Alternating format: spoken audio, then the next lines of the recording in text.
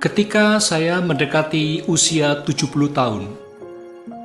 Sahabat, fase kehidupan setiap orang pada umumnya melewati masa bayi, remaja, dewasa, dan akhirnya menua.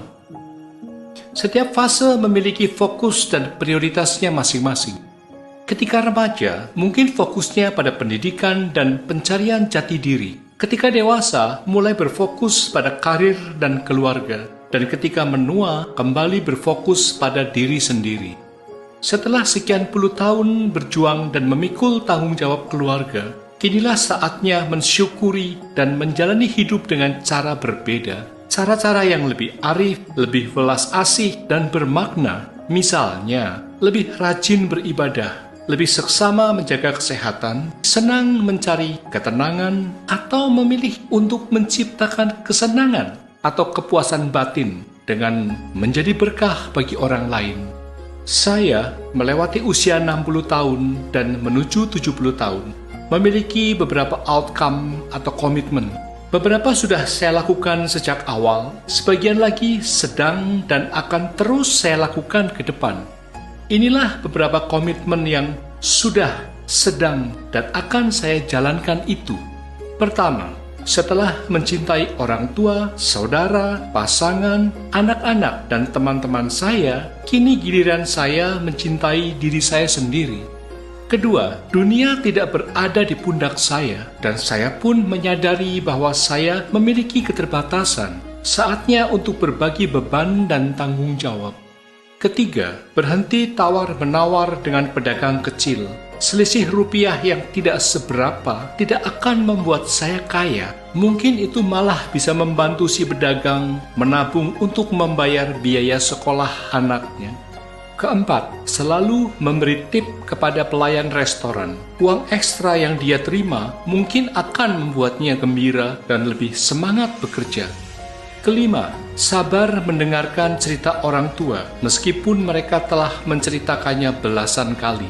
Itu dapat membantu mereka menyusuri jalan kenangan dan menghidupkan kembali masa lalunya. Keenam, tidak terusik maupun mengusik kesalahan orang lain. Tak ada manusia yang sempurna, yang luput dari kesalahan. Bagi saya, ketenangan lebih berharga ketimbang kesempurnaan. Ketujuh, memberikan pujian dengan tulus. Pujian adalah penambah suasana hati, tidak hanya bagi penerimanya, tetapi juga bagi saya sendiri. Sebaliknya, ketika saya menerima pujian, cukup mengucapkan terima kasih dan tidak perlu merasa jumawa.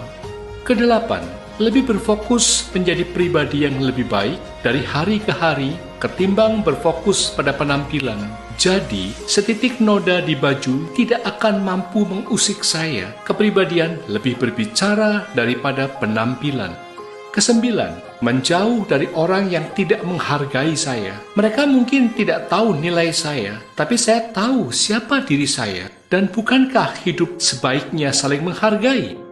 Kesepuluh, alih-alih berpikir untuk membalas dendam ketika dihina atau dizolimi orang, saya lebih memilih untuk bertahan tidak melakukan hal yang sama pada orang lain. Kesebelas, menghargai emosi saya sendiri. Saya tidak malu untuk mengekspresikan rasa sedih, gembira, kaget, takjub, dan seterusnya, karena emosi itulah yang menjadikan saya manusia seutuhnya. Kedua-belas, tak perlu memiliki banyak teman, tapi tidak saling care dan menghargai. Cukup beberapa sahabat saja, namun yang bisa membuat saya merasa senang, tenang, dan bermakna. Ketiga-belas, lebih baik melepaskan ego daripada memutus persahabatan. Mengutamakan ego dapat membuat saya jauh dari sahabat. Dengan menjaga persahabatan, saya tidak akan pernah sendirian. Ke-14, selalu berpikir seolah-olah ini adalah hari atau kesempatan terakhir, sehingga saya tidak menyia-nyiakannya untuk selalu melakukan kebaikan dengan cara-cara yang baik. Ke-15, saya melakukan apa saja yang membuat saya bahagia, karena sayalah yang bertanggung jawab atas kebahagiaan saya sendiri. Kebahagiaan itu pilihan, bukan? Anda bisa bahagia dengan cara apa saja dan kapan saja. Pilih saja sendiri, asal tidak menyikut orang lain.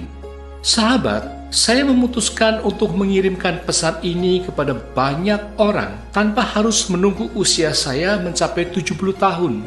Untuk hal baik, mengapa kita tidak mempraktekannya pada tahap dan usia berapapun?